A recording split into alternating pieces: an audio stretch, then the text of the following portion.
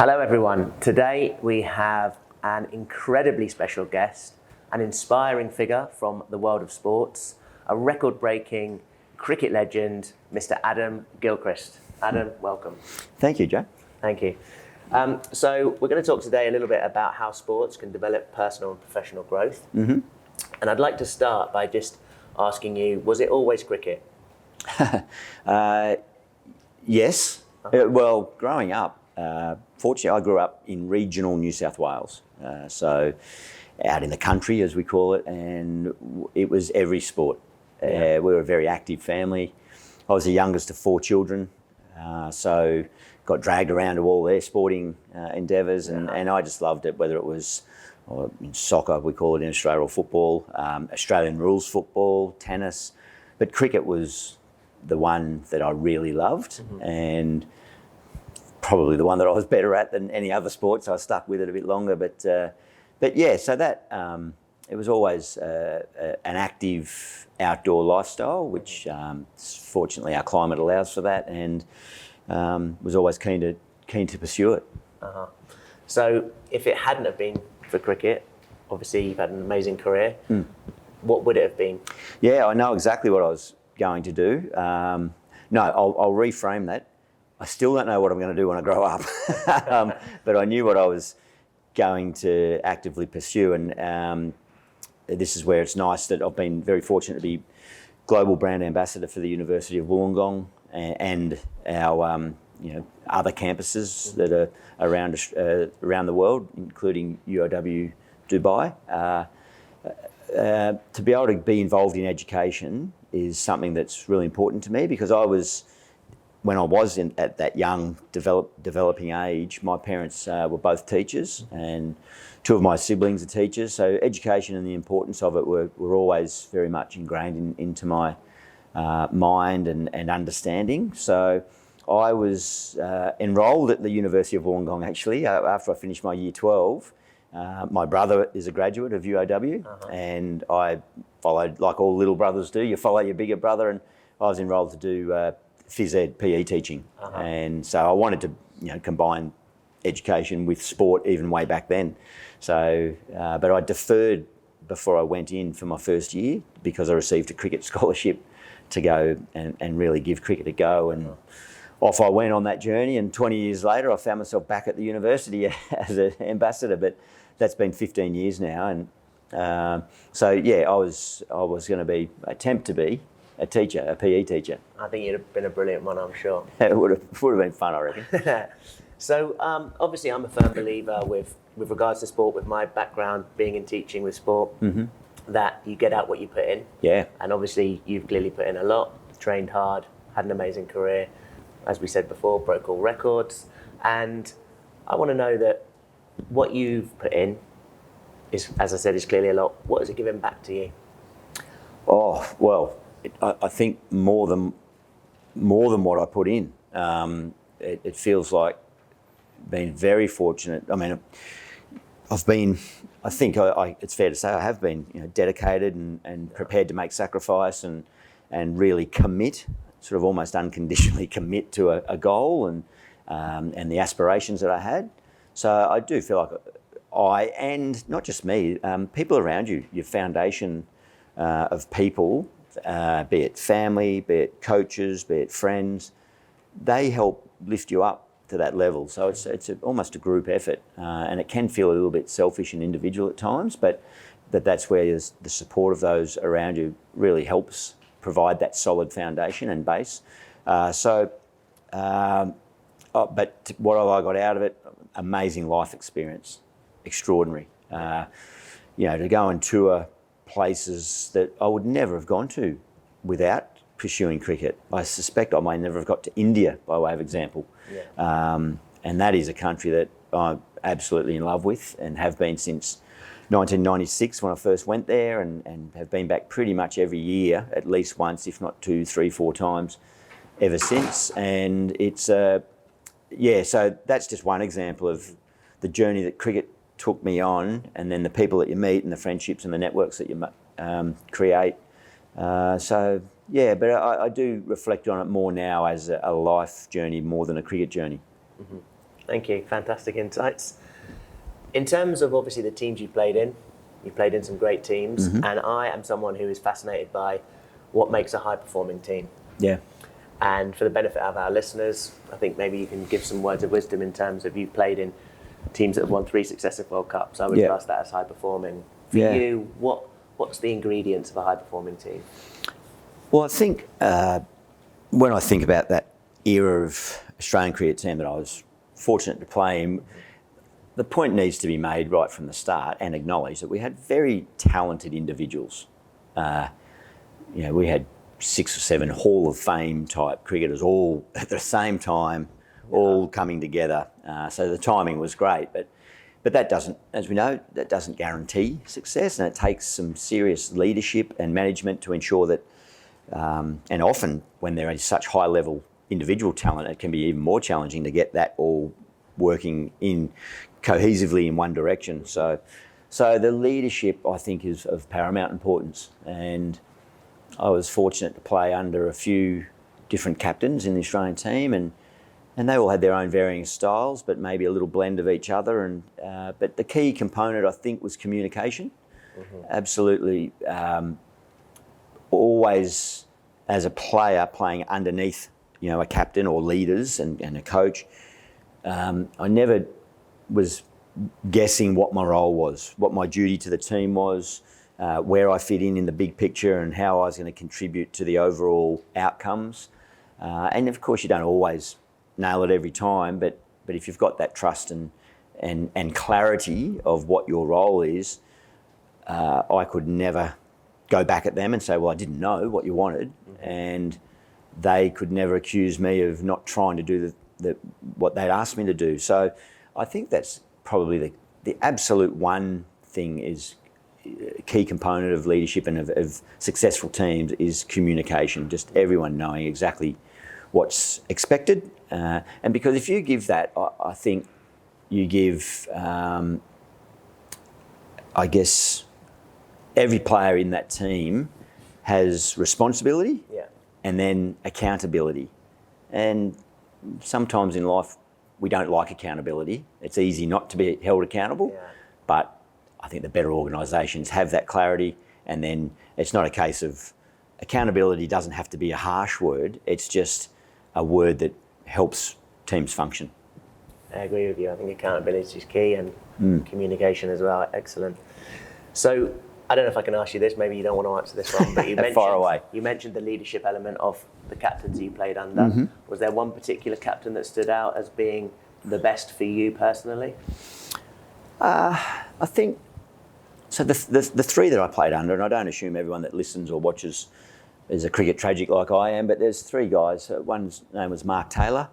I just overlapped with him. He was sort of finishing as I started, but he was as strong a communicator as I played under. He was fantastic, and again around all the things we just spoke about mate, I was just a junior in the team, but in a one-on-one meeting he made me feel as important as the superstars who had been playing for 10 years, the likes of Steve Waugh and and eventually Shane Warne and those guys. That they were so important to the team, but he gave me enough responsibility that hang on, I've got a job to do here. So that was him.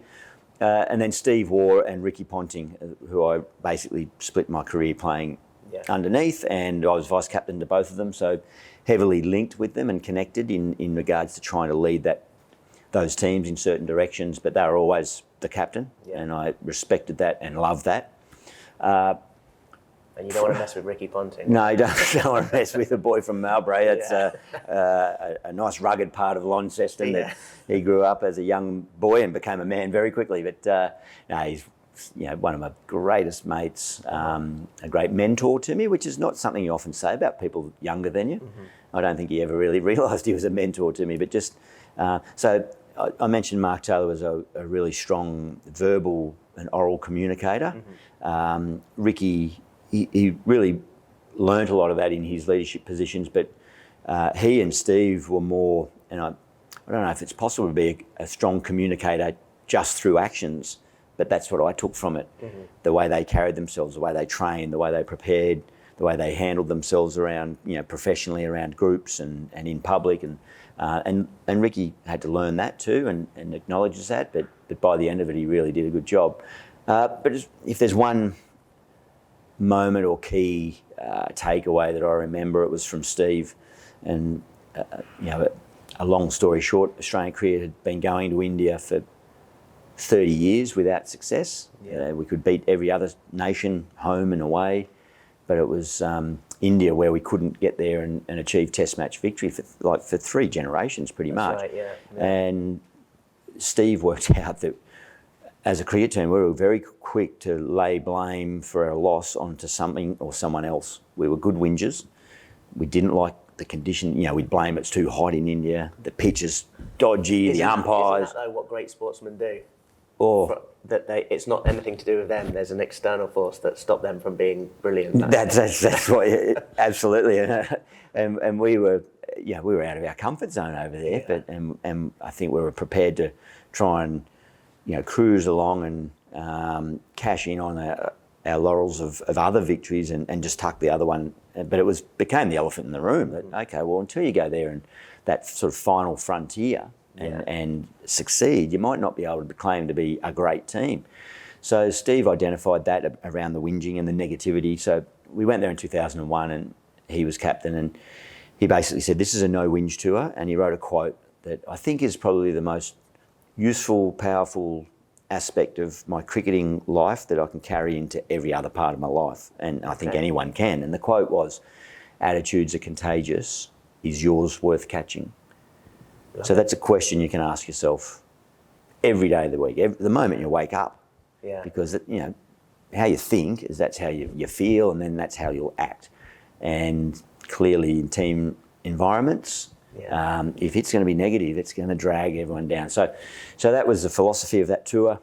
Open our eyes a bit more broadly to India, embrace the challenge, go out, learn a bit more maybe about the culture, about why things happen, why the pitch does that, how to handle yourself in heat and the food and whatever the cultural differences were. So, we didn't win that series. It was one of the all-time great Test match series. We nearly got there, we missed by a whisker, but it was as well performed as an Australian team had been in India for 30 years. And but we did learn a great deal, and we came back 3 years later and in another amazing series got the result. Yeah. So I think that's probably the strongest single point or most memorable leadership piece of advice, if you like, that carry forward from Steve Waugh. Yeah. Amazing. So now we're talking about cricket a little bit more. I'll just talk a little bit about me being an Englishman and losing the Ashes. Well, not me personally losing it, but as a nation losing it. I feel like we were robbed, but we won't go into that. It's a long discussion, that one, but no, well. But I was actually there at the 4th Test at Old Trafford. Oh yeah, which was an amazing day. And for me, thinking about the atmosphere of those games, where does the Ashes rank as a competition to play within the world of cricket? Yeah. Oh, look, it's still right at the pinnacle. Yeah. It's right up the top. I think through that period of time that I made reference to about India in 2001, 2004, we were, every 4 years we play England for the Ashes, or home and away, and I guess the shine of winning an Ashes series was never lost, but the focus turned to India a little bit more. Mm-hmm. And that became, as I say, that final frontier, to the point where we did win in 2004 in India, and I think we didn't really then realign our sights back to England in 2005. Yeah. And England almost ambushed us, and they won for the first time in 18 years. Yeah. And that was one of the most famous Test match series ever. Yeah. The quality of cricket, the atmosphere around England, the momentum, the wave of support for that team. It was electric and amazing to be a part of, even on the losing team. But whilst a different challenge arose, and Australia haven't won in India again since 2004, so that needs to be something that's very much on their radar. But they also haven't won the Ashes, their series. They've retained the Ashes again, not since 2001. So they're all right at the top level, these rivalries and challenges. And I guess what those historical timelines show you that we should never think that anything's easy at elite level sport, and we know that in other aspects of life. You know, top level business, all the really highly successful people in all fields of endeavour. It's never taken for granted that you're just going to walk in and do it. It takes everything that we spoke about at the start about sacrifice and perseverance and effort. So, but the Ashes is alive and well. And what England did do is they have a bit of your style and put it into. They've play, right? changed the dynamic, really, haven't they? And all nations are starting to take notice of that. Yeah. And again, without boring you with cricket detail, but the Australia. No, you don't bore me. I'm just. Australia and England have just played under-19 series over in England, and the scoring rates in that were phenomenal. They were going out, these 19-year-olds in their youth Test matches, scoring at 5 and over, 6 and over, and some really good tussles. So, that effect that England are having is reaching right across the cricketing globe. I think it's good for cricket, right? Because to be fair, I used to watch the cricket matches with my granddad, and it would be dot ball, dot ball, dot ball, and I'd be like, "This is a bit boring." Yeah. He's there loving it. Yeah. With his scorebook.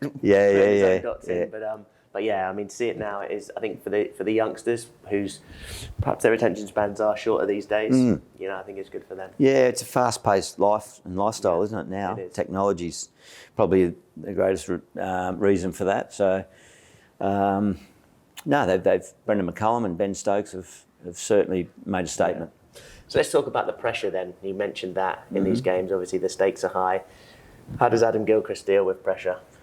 I think when I was playing, I used to sort of ask myself the question around pressure and what is pressure, and really it's what comes from within. It's expectation on yourself, and it's hard to ignore or push aside the external expectation. But I think if you could sit back and if there's people from outside expecting good things of you, that's probably because you've produced previously. So you can take some confidence that, okay, well, the only reason there's so-called pressure on me or external expectations that they've seen me do something before and they hope that I can replicate that. So that's a tick. And then it comes back to that internal expectation. And I think that's as simple as if I knew that I could say yes to all these questions, have I done the training? Have I caught the amount of deliveries, hit the amount of balls? Have I done my fitness, my recovery? Have I eaten well, got my sleep? If I could say yes to all those questions, it's amazing how much that alleviated any internal pressure. I always liked a little bit of nervousness. And it's good for the performance. Yeah, it means it tells you what you're about to do means something to you, so you're engaged in it. But if I could say yes to all those, so it's about preparation. I used to think if I was as well prepared as I could possibly be, once I walked out there, it's almost like what's going to happen is going to happen, and you can accept it. And there was times when I didn't say yes to all those, and occasionally you'd bluff your way through and you'd have a great day and everyone, oh yeah, well done. You go, oh yeah, that's good, but I'm not going to use that preparation technique again, or I pushed it a bit too far that way. And other days where you do put all the preparation in and it doesn't work out, but I know which one you can rest more easily with. So some people say that, again, the youngsters today, they're not as resilient, they don't have that mental toughness. There will have been times when your batting averages were a little lower than what you wanted, and you're like, okay, maybe the wicket keeping was always strong, but maybe with the bat it wasn't quite coming off. And how do you get through those times when okay, well, I have done all of the preparation, it's still not quite coming off? Maybe it's going to come. Yeah. But how do you deal with that, and how do you be resilient? Yeah, well, you may not know it's going to come. When you're caught in the eye of the storm, you don't think it's going to turn around. Right. But I think that's it's funny. I was just talking with a student downstairs, and he's doing a finance course, and I said, "Oh, are you enjoying it?" Yeah. And he just looked at me and he sort of went, right. Not really. I said, oh, what, the uni experience? He goes, no, it's nothing to do with the uni. Love being here, but the actual maths component he's really struggling with. He goes, but I know there's other parts of it that I'll enjoy more. But and it made me think about some of those times when you're training or you're playing in conditions that are foreign to you, and it's a real grind and challenge, and it's not quite as fun as when the conditions are perfect and it's balls flying off the bat and everything's going well. So, but that's just simply where you've got to work out, what's your reasoning for wanting to commit? Do I have the desire to really commit in that challenging time to get through and out, and then back to the more fun times, if you like? And I think utilising people around you, talking, goes back to communication. Yeah. There was periods in my career where I internalised it too much, and on reflection, I probably should have just been a bit more open and outward, and that's encouraged in society today, isn't it? Let's be prepared to show our emotion a bit more and be a bit more vulnerable. Absolutely. To get that support around you.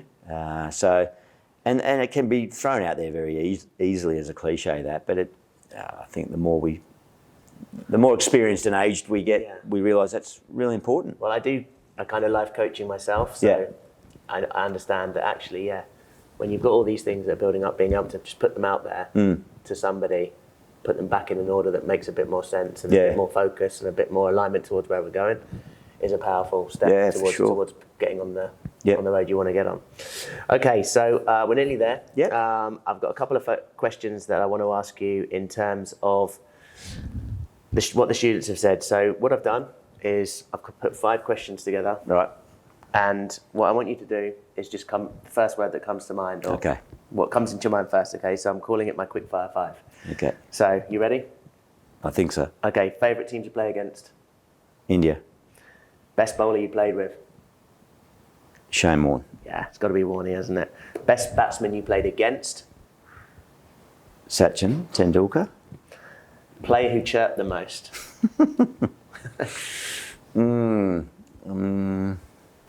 Oh gosh, so many, right? There's a few. Let me think. And I'm thinking about our team, not the opposition.